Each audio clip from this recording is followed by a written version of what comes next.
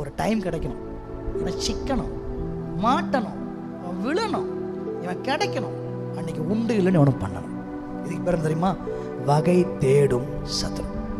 நீங்கள் அப்படியே ஸ்ட்ராங்காக இருக்கும் போதோ, பலனாக இருக்கும் பொழுதோ, எல்லாம் நார்மலாக போகும்பொழுதோ அவங்க தங்களை வெளிப்படுத்தவே மாட்டாங்க, வெயிட் பண்ணுவாங்க. இவன் என்னைக்கா ஒரு நாள் பலவீனப்படுவான், என்னைக்கா ஒரு நாள் இவன் வீக் ஆவான், இந்த சிச்சுவேஷன் கிடைக்கும், அவன் ஸ்ட்ரகிள் ஆவான், அன்னைக்கு முடிச்சிடணும். எவனை விழுங்கலாமோ என்று வகை தேடி சுற்றி திரிகிறான். அவன் சான்ஸ் எதிர்பார்த்துட்டு இருக்கிறாங்க. அது வரைக்கும் உங்களுக்கு தெரியாது இவன் தான் நமக்கு எதிராக கிரியை செய்யறான்னு தெரியாது.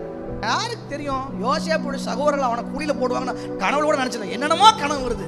என்னுடைய நெற்கதிர் தான் அப்படியே நிமிந்து நிக்குதுன்னு சொல்ல தெரியுது. சூரிய நட்சத்திரம்லாம் என்ன பணிந்து கொள்ளுன்னு சொல்ல தெரியுது. உங்க எல்லாருக்கும் நான் ஆசாம இருக்க போறேன்னு சொல்லி தெரியுது. ஆனா நீங்க தான்டா என்ன குளியல் தள்ளுவீங்கன்னு சொல்ல தெரியலையே. நம்ம பல பேருக்கு என்னென்னமோ வெளிச்சம் இருக்கு, ஆனா யார் நம்மளை கவுக்க போறாங்கன்ற வெளிச்சம் இல்லையே.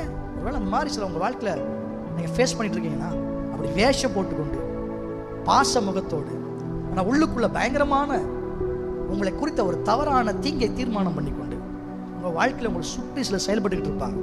ஆனால் அவர்கள் உங்களுக்கு எதிராய் போடுகிற திட்டம் பலிக்காது.